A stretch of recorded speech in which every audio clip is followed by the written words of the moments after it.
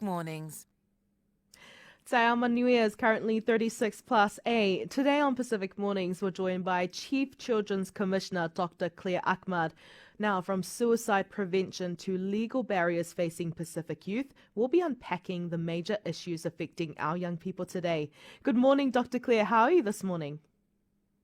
Malo Ella, good morning. I'm well, thank you. Lovely to have you back on the show. Now, let's kickstart off with the suicide prevention plan. What are your initial thoughts on this new suicide prevention action plan? Does it adequately prioritize children and young people? It's really important that we talk about this kaupapa of suicide, but I do want to acknowledge just how tapu this subject is. And I want to acknowledge and share my aroha and alofa with all those around the motu who have been affected and impacted by the ripples of suicide. Because the fact is that there are not many of us in Aotearoa, New Zealand, who haven't in some way had a connection with someone who has died by suicide. So I really want to emphasize how important this kaupapa is for all of us, but that it is really sensitive and tapu. So, look, I am pleased to see that the government has committed to this new suicide prevention action plan. Why I'm pleased about that is because it does keep a focus on this important issue, and it is actually about preventing suicide from occurring, because we do know that suicide is preventable if we have the right supports and approaches in place. So I am pleased that the government has committed to action around suicide prevention, and that it is investing in this area. But I think something that is missing from my perspective in this plan is enough of a focus on children and young people, and indeed our Pacific children and young people. And now, on that topic, the plan highlights that Pacific youth aged 15 to 24 have notably higher suicide rates. What factors do you think are most critical in driving this disparity for younger Pacific children? It's a complex picture, right? It's not possible to point to any one factor, but I do go back to what the UN Committee on the Rights of the Child said to New Zealand when it made its most recent recommendations to the government in February 2023.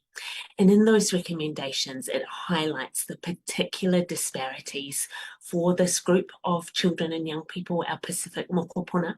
And it highlighted and called for a specific focus on reducing those disparities in the suicide prevention plan for our Pacific children and young people.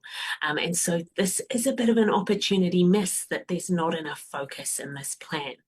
If we talk about the causes, one cause that I particularly want to see the government committing to addressing is around poverty.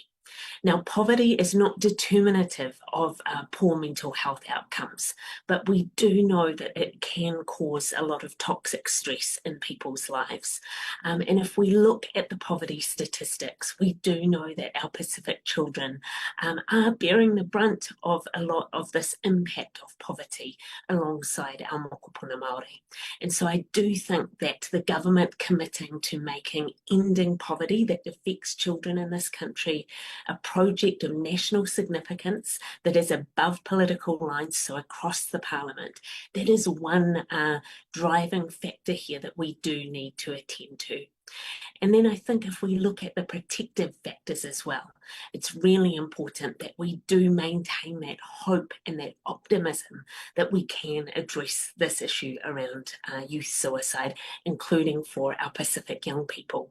And when I have the privilege of talking with Pacific young people around the motu, they are always highlighting to me what those protective factors in their lives are.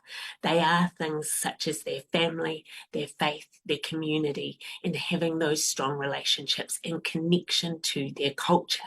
And so we do need to address issues such as the structural and systemic racism that continues to affect the lives of too many of our Pacific young people if we are serious about addressing this issue of suicide. Now, I just want to talk a bit about the gang members' redress. What are your thoughts on Cabinet considering limiting redress for gang members and serious criminals, given that many were abused as children in state care? Look, I think I'm hugely disappointed that that was being considered, and I am indeed relieved that that consideration is off the table. What I made absolutely clear last year after the tabling of Whanaketia, the final report of the Royal Commission into Abuse in Care, and after the national apology, and in that time, what I highlighted was that we must absolutely learn from and act on these horrific things that have occurred for people in the care of our state and in the care of faith-based institutions. And we must make sure that there is full redress for the horrors that they have experienced. And we must actually learn once and for all these lessons so that no mokopuna in our care system experience abuse. And, you know, whether or not a young person has then gone on to become a gang member later in life, that should not be a contingent factor on whether redress is actioned for those people. And indeed, you know, we need to listen to what it is that some of those people who were young people abused in the care of the state historically and who have gone on to join gangs, we need to listen to what their lived experience is. And when I listen to those people, it is the fact that they have joined those gangs because that is a place that they have found belonging, that they have found a sense of connection, community, and identity. And so, if we don't want young people to be joining gangs now, which of course we would like to avoid that from occurring, we do need to think about what are those places of belonging and connection and community for our young people. What are the pro-social things that we can now put in place to prevent these things from happening again? Hmm. Now, just on the topic of children of overstayers, this has been widely covered in the media recently. Many Pacific children grow up here with strong community ties but face legal barriers to belonging. Do you think the current law recognizes the cultural and familial realities of Pacific families? I don't think it recognises that enough, and I do think it's time that we take a look at what is actually happening for this group of mokopuna, some of who have ties to the Pacific, to make sure that they are experiencing their right to nationality and to not be stateless.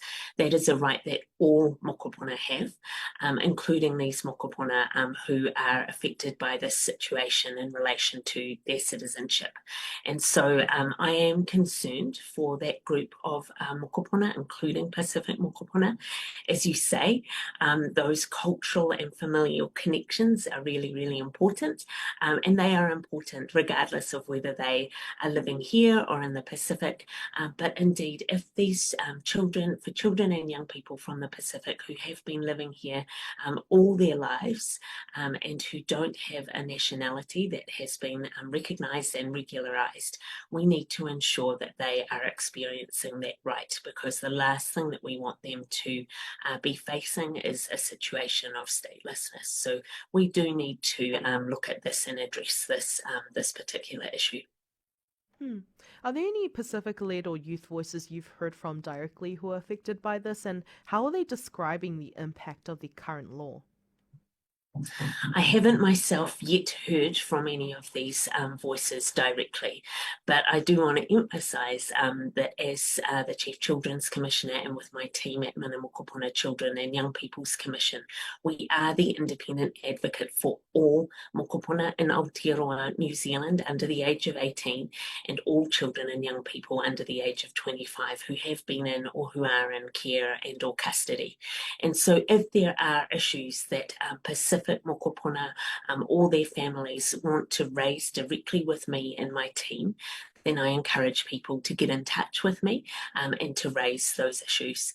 But I guess if I think about the amazing Pacific young people who I have the privilege of meeting all around the country week on week, I think about the fact that they are incredible leaders of both today and tomorrow.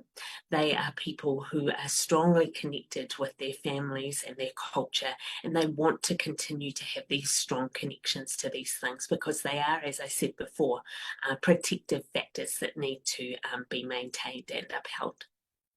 Mm. That's a really good point too that you raised for our communities to reach out. That people under 18 are entitled to, your services and also your advocacy too. And just before we wrap up the interview, Dr. Clare, any final messages you'd like to leave with our listeners? I am so grateful for the opportunities that I have to connect with Pacific children, young people, families, and whānau around the motu. I look forward to continuing those connections, and I'm grateful and privileged to be able to show up in the spaces that are important to you.